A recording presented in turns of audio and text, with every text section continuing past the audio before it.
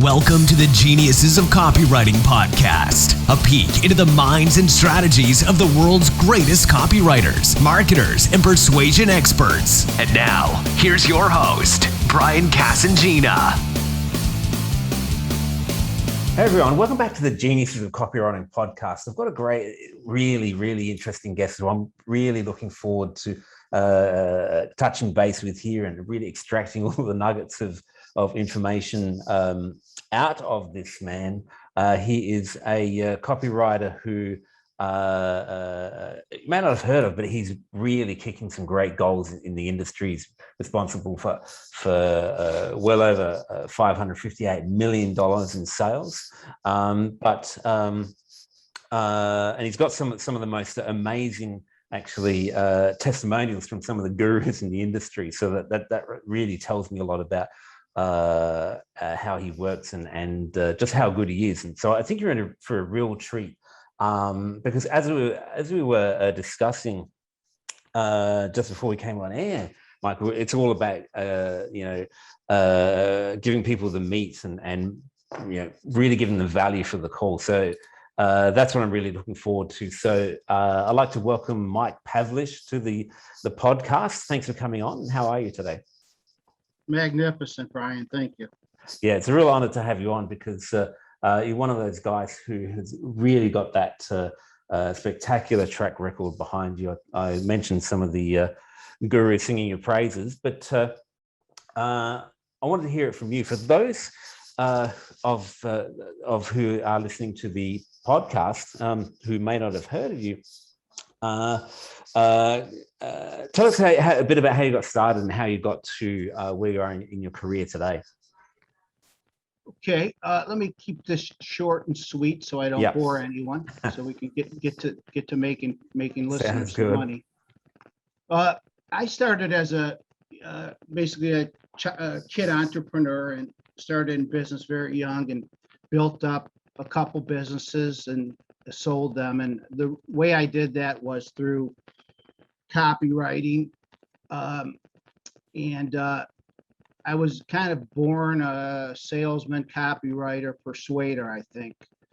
Maybe it's the genes in my family tree. But that being said, I have had a couple health supplement businesses that I built up and sold. One, we had a product not only selling through direct response, but it was in over 40,000 retail stores, all the Walmarts, Walgreens, CVS's, and whatnot. Cool. So after I exited that business, I got back to doing freelance copywriting.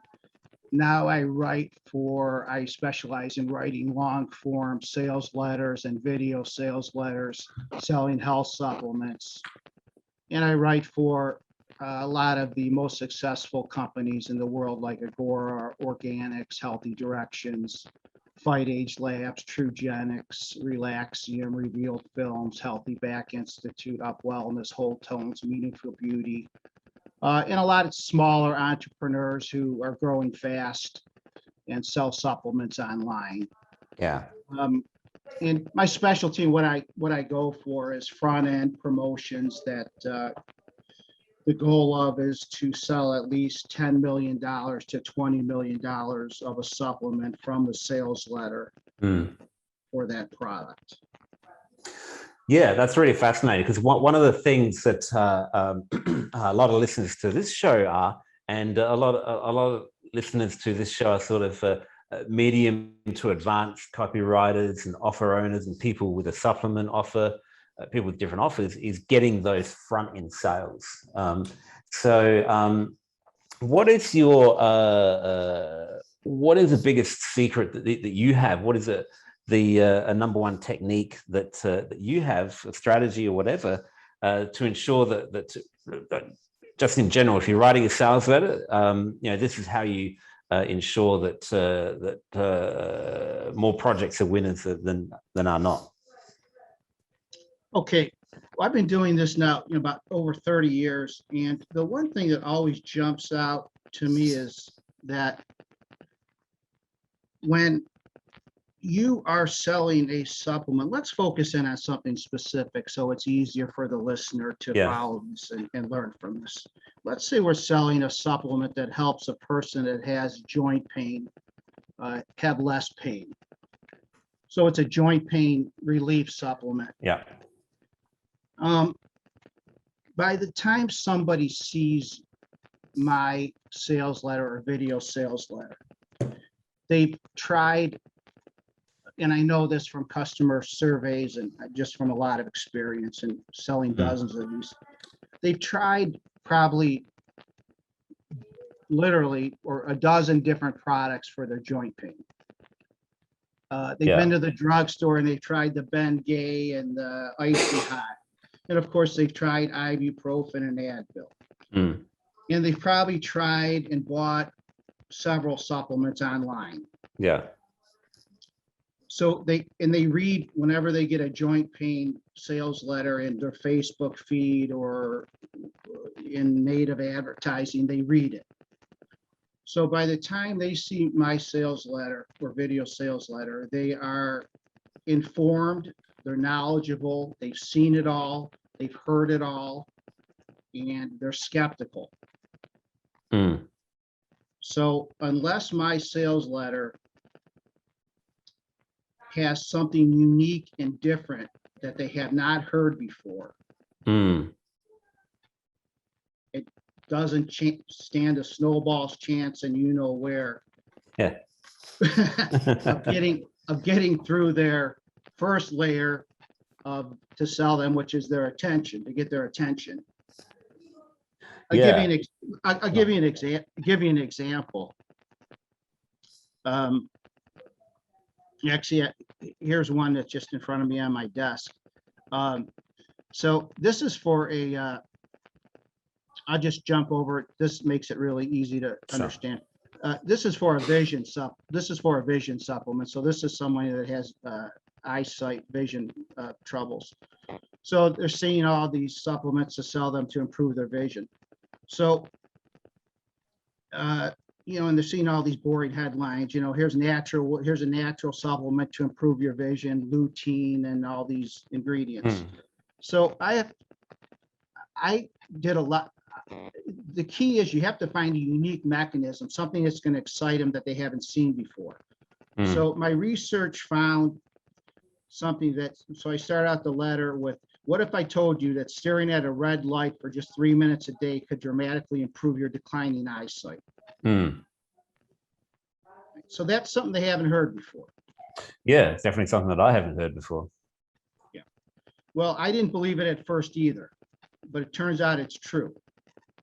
At the world famous University College in London, England, Professor Glenn Jeffrey shocked the world when his research on 24 adults proved that staring at a deep red light for 3 minutes a day significantly improved declining eyesight.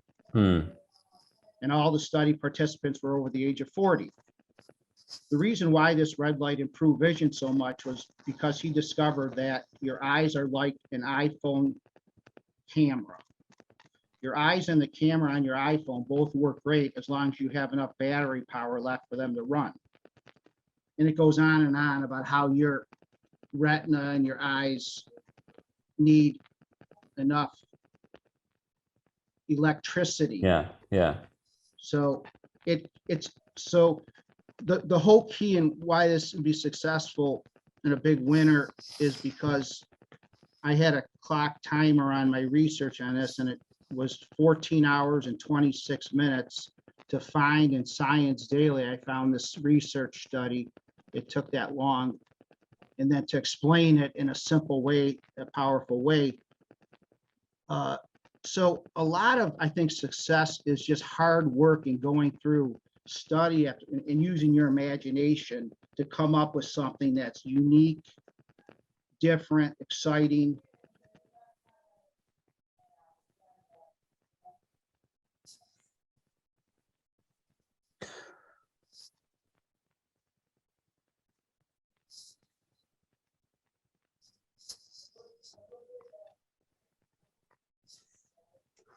So that's the first piece of advice I would give, Brian. Cool. Yeah, and it leads on to a few things. There's a bit to unpack there. I want to kind of make a mental note to myself to come back to the research aspect, because that's huge. Although, it may be answered by this. Because coming up with that big idea is the number one challenge for a lot of copywriters. Certainly something that I'm still studying and perfecting after writing copy for 18 years. What is your primary method of coming up with that big idea, and how involved with that is the research aspect?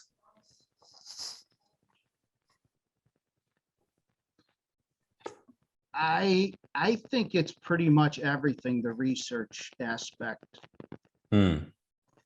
because you can come up with big ideas, but if they're not based on research, then it's a flimsy big idea, and there's no proof to back it up. But if it's based on good, solid research, then you have studies and facts to back it up, which leads to a much more convincing and higher pulling sales letter.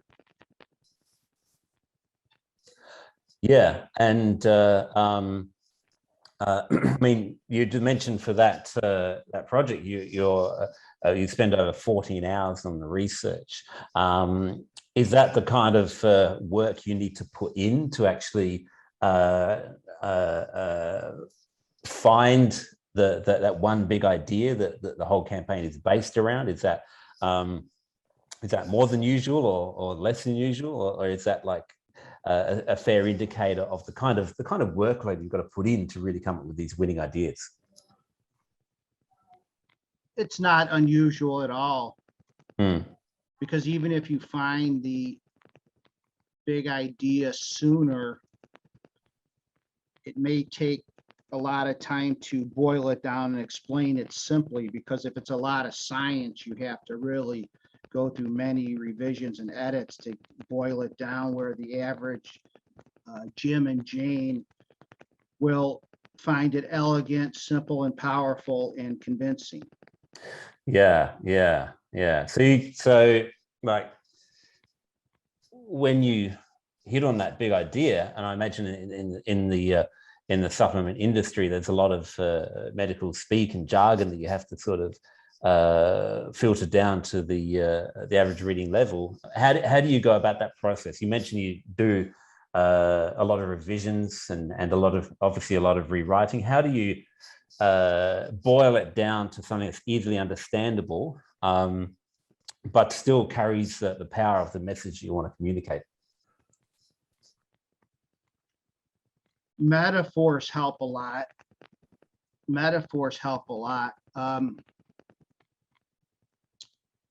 When you tell someone, like, for an example, on that vision supplement I just told you about, I said it works. I said this study shows that your vision works like the electricity needed in your iPhone. Yeah. That helps a lot, metaphors. The other thing I think that's very helpful is to break it down into a chain of belief, where, or let me put it to you this way. Here's where I think copywriters go wrong. They explain things too complicated. In other words, here's what I would advise, and what I used to have a bunch of copywriters working for me when I had an agency. And what I always told them was, explain this to me like I'm a 12-year-old or a 14-year-old. And until I understand it as a 12-year-old, it's not good enough. Yeah. So you have to say, okay, you have to start from the basics. Okay, here's how it works. Your eyes are like the electricity in an iPhone camera. They need electricity. This is proven by this. Now, for your eyes to function at their best, they need, to have full electrical power. Yeah. Now, as you age, you lose this power. This is proven by this study. So as you lose this power, you start experiencing cloudy vision, declining vision, all these problems.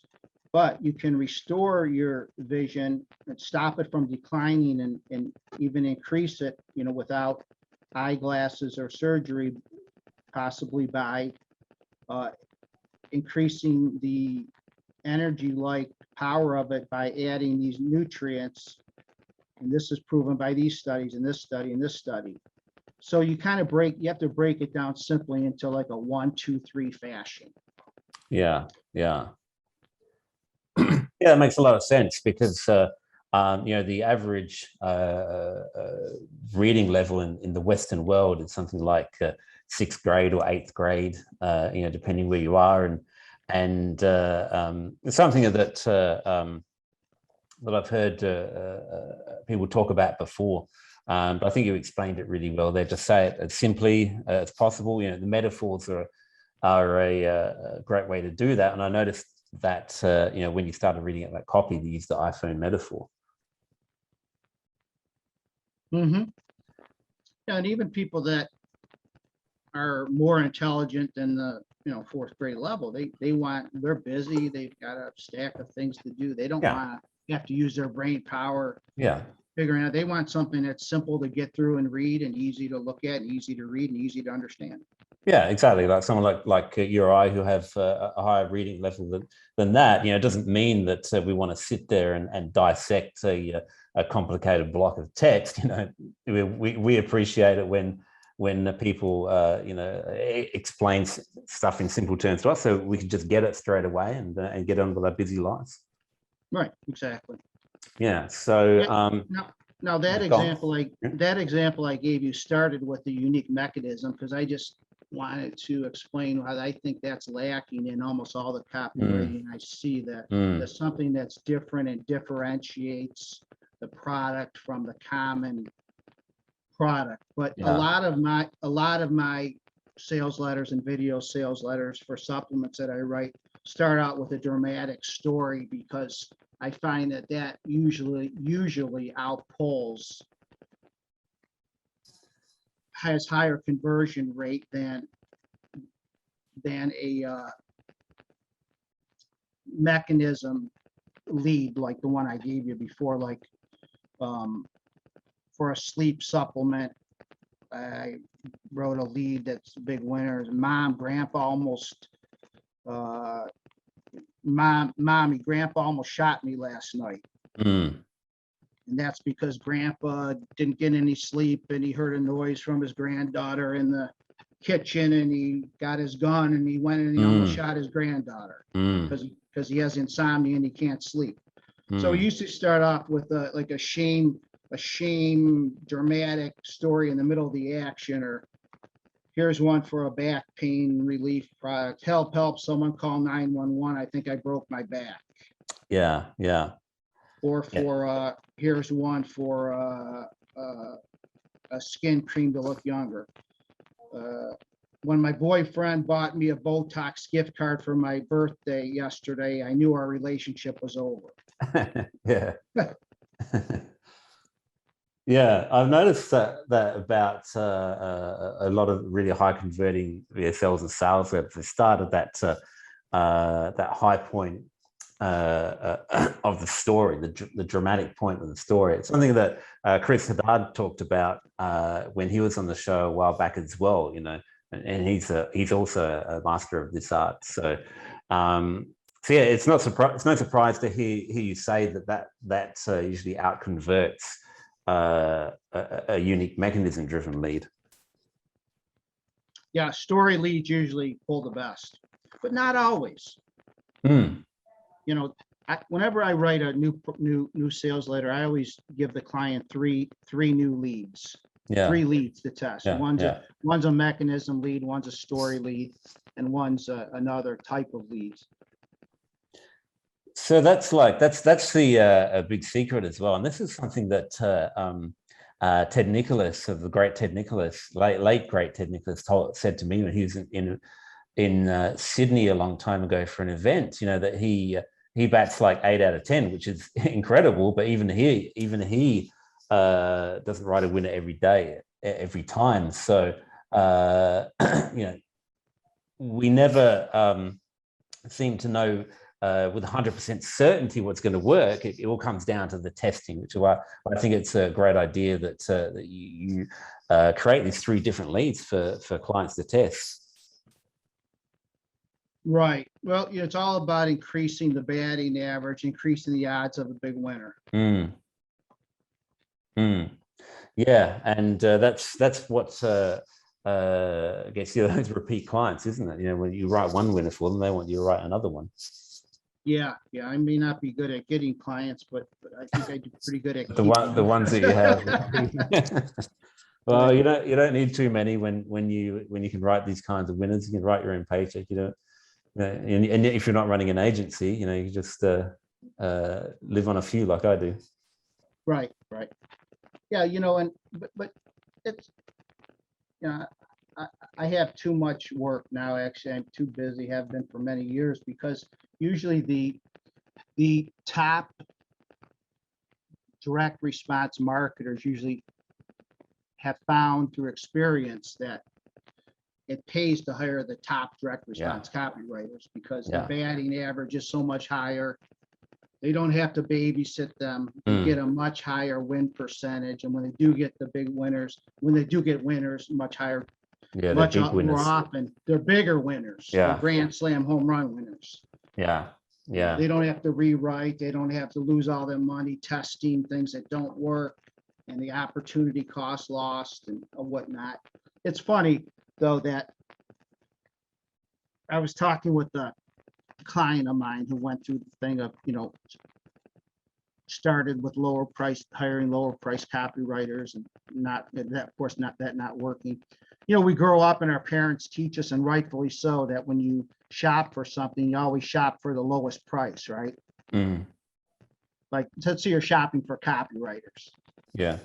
Or what they teach us as we're growing up as children, mom and dad are like, well, you know, when you're shopping for a TV, buying a Sony TV, whatever, you go around, you shop for the lowest price. Yeah. But that's great advice for most things in life. But I don't think it's good advice for a few things in life. Like if you, you know, if you need, let's say, a plastic surgeon, you don't want to take the low bid. You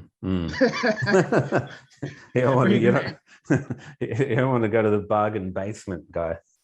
You're going to end up looking like your face for the rest of your life, like you came out of a wind tunnel. So true. And I think with copywriters, it's the same way too. You get what you pay for. You won't get a Porsche ride for a Yugo price. Yeah, there's a phrase that I use sometimes when I'm talking to a client. I'll say that I'm reassuringly expensive. Yeah. So you know, not that I'm the most expensive by a long shot, but it's something that you know tells them that it costs a bit more, but you know it's worth it. Right. So how was your process of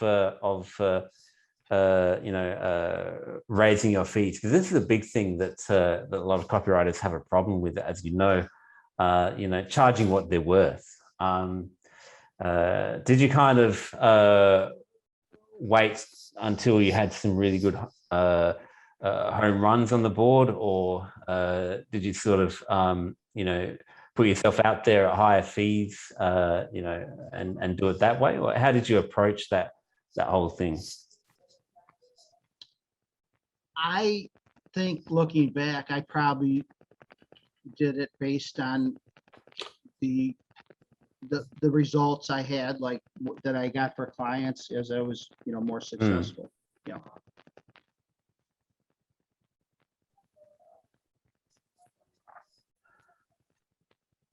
Yeah, and you certainly go on. Go ahead. I'm sorry, Brian. No, I was just going to say, you certainly got those track records now. What were you going to say? I was going to say that there's one other thing I think is really important in copywriting that I don't see discussed much, and it's I may write a big paper on this or even a book on this, but I tentatively named it Mike Pavlish's Power of Unspoken Desires. Mm-hmm. And my theory on this, I've always had it informally in my mind and used it, or I should say probably in the last 5 years, but my theory is this: to write a sales letter that's a big winner in highly competitive direct response niches today, you need an edge. And unspoken desires can give you this edge. And well, what are unspoken desires?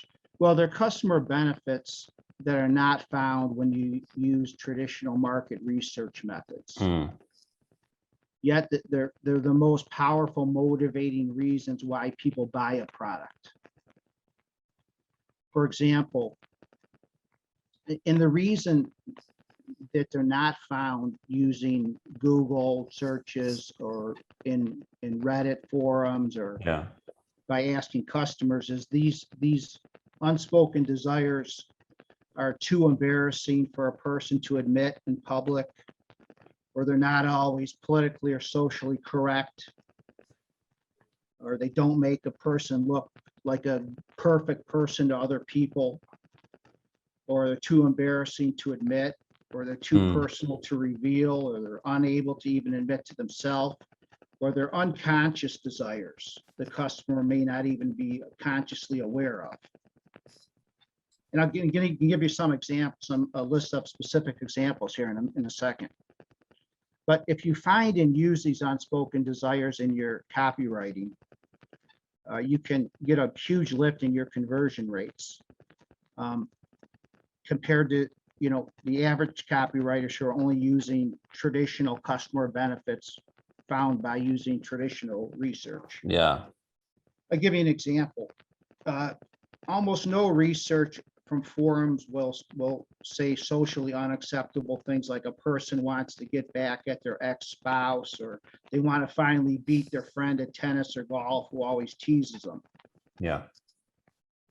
But let me use an example of a joint pain relief supplement and give you some 10 examples of unspoken desires.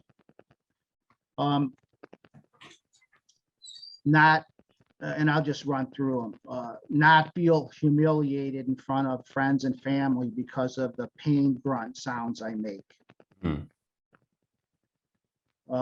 Be able to walk so I lose weight and look good to show my ex what they gave up. Yeah. In other words, revenge.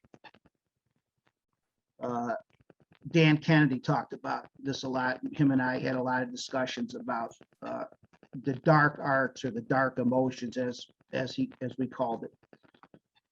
Finally beat my friend in tennis or golf who always teases me. Become an expert in pain relief myself and have other people ask me for advice. Stop being afraid that my kids will throw me into an old age home against my will because they think I need to be there for my safety because I fall down. Yeah. I can be more physically appealing to a certain member of the opposite sex. I can walk more without pain and finally go on my dream trip to Italy and brag to all my friends and family about it. Get back to doing my favorite sex position that pain made me stop doing. Have the increased energy so I can do volunteer work that would soothe my soul. Be more popular and make new friends because I'm happier and more social because I'm not in pain all the time.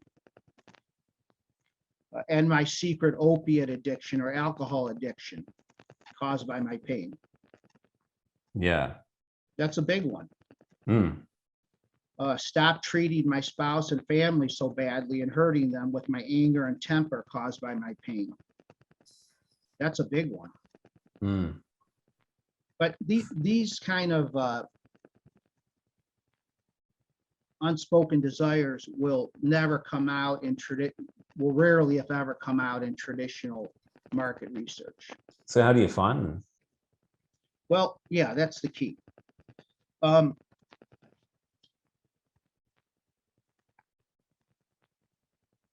would say 3 ways. First, and most important, and I'll tell you how, but I'll start with what it is. It's imagination is probably the most important tool you can use. Albert Einstein said, imagination is more important than knowledge. Knowledge is limited. Imagination encircles the world. And then your life experience. And then you can use a system of questions and thoughts I've developed over the past many years. But the absolute top copywriters use their imagination to go beyond the common benefits that's in every promotion, and use these and add to it these unspoken desires. So a lot of it is just hard thinking work of, let's say a person has joint pain, to walk through their life and their daily minute to minute, hour to hour life, and think of all the things that happen in their life and what's bad, what could be good, what desires would a person have that had joint pain. So that's where the imagination comes in. Yeah, and so this is, let me ask you this, is that something where copywriters fall down in the copywriting because they're taught to just use formulas and the imagination is just for the ponytailed ad execs on Madison Avenue? Is that a factor in why more copywriters don't go down this path? Yes, I would agree. Yeah, formulas will get you maybe to a C-level copywriter. C like candy, or just in case my voice isn't clear. C a can't, but it will never get you to a B or an A or an A+ level.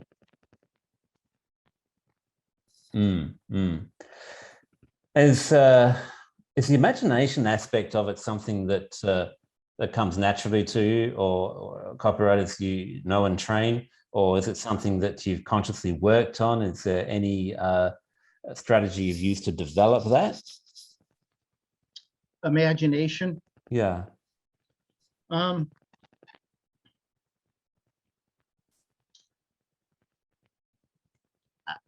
of the things is just to turn off all media, sit there with a pen and paper, or computer and keyboard, and just think through, when that person wakes up in the morning, everything that they do in a week or a day, and what in their secret thoughts in their life, what they would like to improve or have differently, and what they're afraid of, what they fear, what they desire. Because it's like a well-written bullet. I think, Brian, people can think of it this way. If you use one of these, if you develop and write one of these unspoken desires, and it can be it's like a great bullet in copy. It can be the single reason why someone orders a product. Let's say, because let me give you an example. Let's say somebody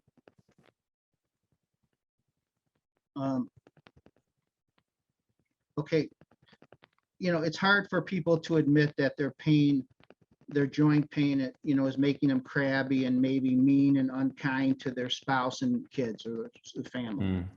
But if they see it in black and white or see it in a VSL, by seeing that can be the trigger, the one line, the one paragraph that's like, damn it, I have to do something about this. Or, I never really put, or I never really, this triggers me, this motivates me. Yes, this is it. So it's like a one good bullet can make somebody order a book or a supplement or a course. Well, one good unspoken desire can make a person order a supplement or a course or a health product. So it's that powerful. And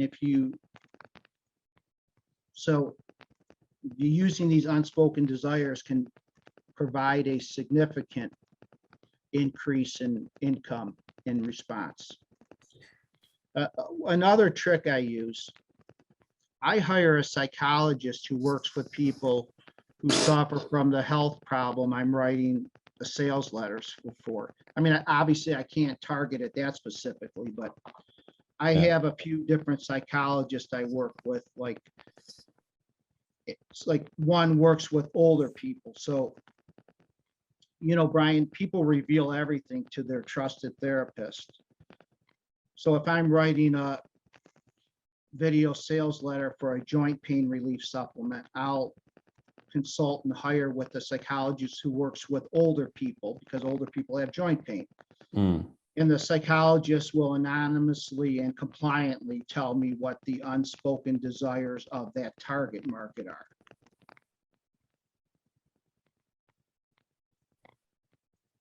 Yeah, because they've heard it in their sessions. Yeah, they've heard the intimate, private, non-judgmental desires, unspoken secret wishes of people. And see, that's a source that I've never really considered either, to get to those unspoken desires.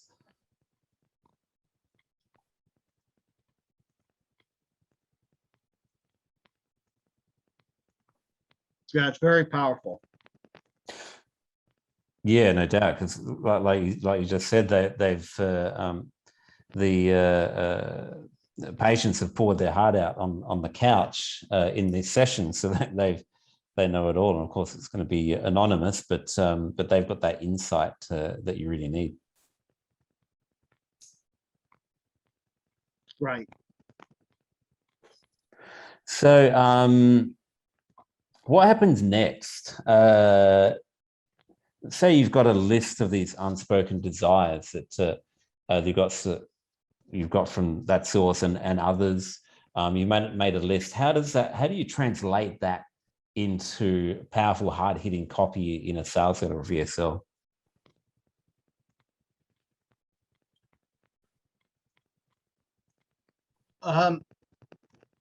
I think that's a lot for a lot of people to take in what I just said, if they're not familiar with it, and most people aren't. So I don't want to overwhelm anybody, but I'll say this. If they just use those in a bullet list in their copy, like, in other words, if they set it up with something like this, and this is rough, I'd go a lot deeper and more complex than this, but they could just say, here are potential benefits you can get from this supplement, something like that. I haven't thought this through, but this is the first time I'm saying this on the fly, so it may not even be that good, but here are potential benefits of how this supplement can change your life or whatever, and then maybe just list them out in a bullet form or something, Yeah, because I'd rather your listeners do this and not worry about how to format it right now, because the doing it will get them 90% of the benefits. Yeah, and I don't want to have them not to do it because they're afraid they don't know how to put it down once they get it. So just do it. Trust me. It's more important that you have it in there than how you have it in there at this point. Yeah, that's true. Most of the people listening to this have some copywriting experience anyway, so I'm sure they'll be able to do that in some way. But the important part is to actually do the research and find out what these unspoken desires are. That's what most copywriters are missing from their research stage. And I agree with you 100%. If they just do that, they'll be 10 times further down the road than where they would otherwise be with ordinary copy. Yeah, exactly. So, is there anything else that that you want to share about that process? And we're kind of running out of time. I would say that's it on that. There's a lot of other things I could share with your listeners. Maybe we'll do on a part 2 someday, or part 2 for sure, 3 or whatever. But there's a couple big things that I don't feel are covered enough and are talked much about, that can skyrocket conversions and sales and income. So are we probably,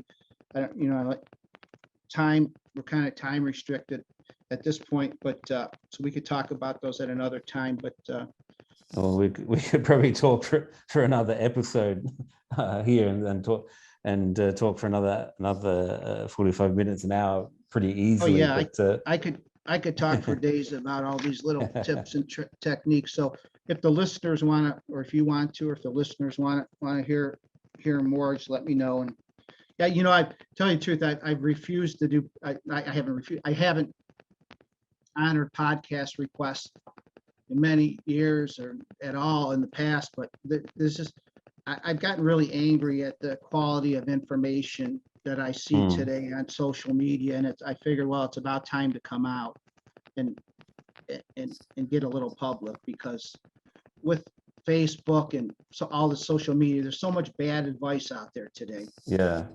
It really angers me. Sometimes I want to just explode, because everybody thinks they're an expert if they have a Facebook feed, Yeah, they can buy. They can rent a Lambo, buy a fake Rolex, and rehash all of Dan Kennedy's books, and they'll sound like an expert. But when it comes to actually writing the promotion, good luck. Yeah, there's a lot. 99.9% of them are wannabes, but they're not have-beens. yeah, you're a have-been and still are. Yeah. So yeah, that's why you got the track record that you have, and that's why I asked you to come on, because I just saw the amount of praise for you, and the amazing results that you get. Also that you write a lot of supplement copy, because it's something that I haven't done a great deal of. I just did a sales letter with our friend Alvin from Trugenics, and but it's not my specialty, so I was really interested to get your take on it as well. So so that's been really valuable for me, and I think that that anyone who is listening up to this point, even if they're an expert copywriter, it's got to be valuable for them, because the way that you root out these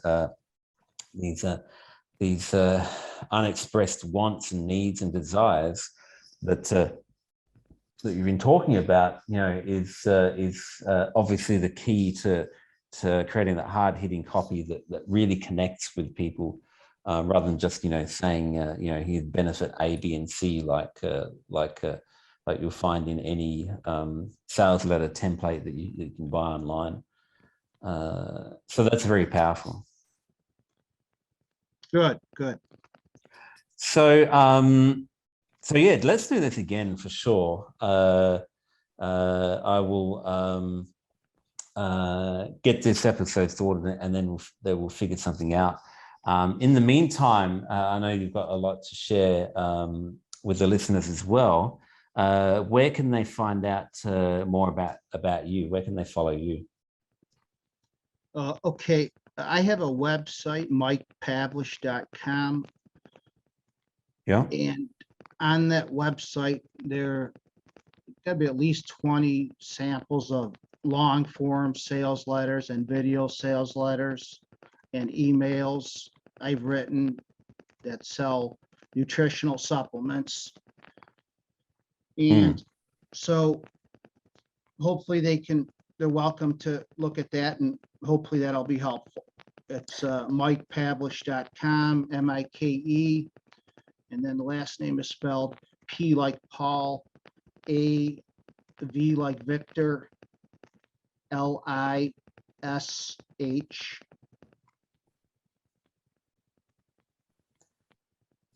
Yeah, cool.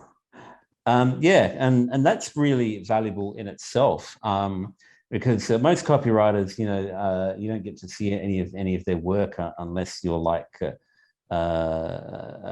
the part of prospects, and you're basically getting on calls, and then they might send you one or two samples. So it's really valuable for anyone listening to this, to go to your website, mikepavlish.com, and check out those samples, so that's going to be a great education in itself.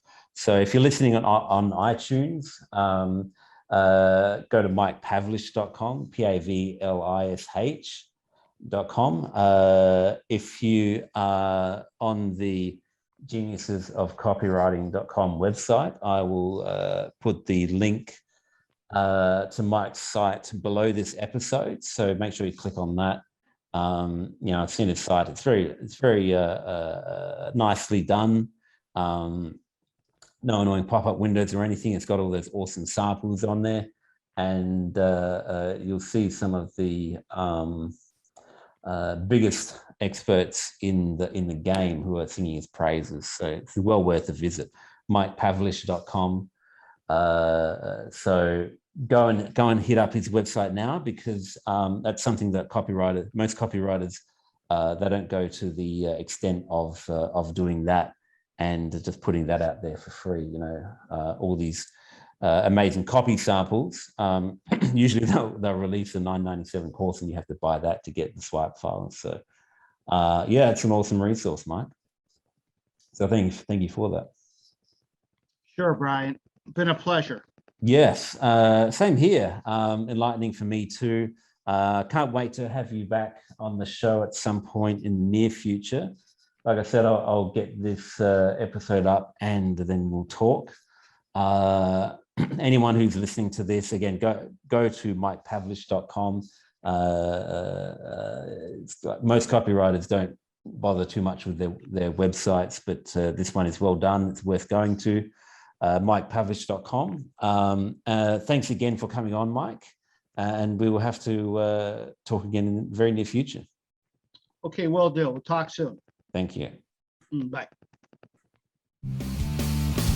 Thank you for listening to Geniuses of Copywriting with Brian Casangina. To get the full transcript and all the resources mentioned on today's show, go to www.geniusesofcopywriting.com now.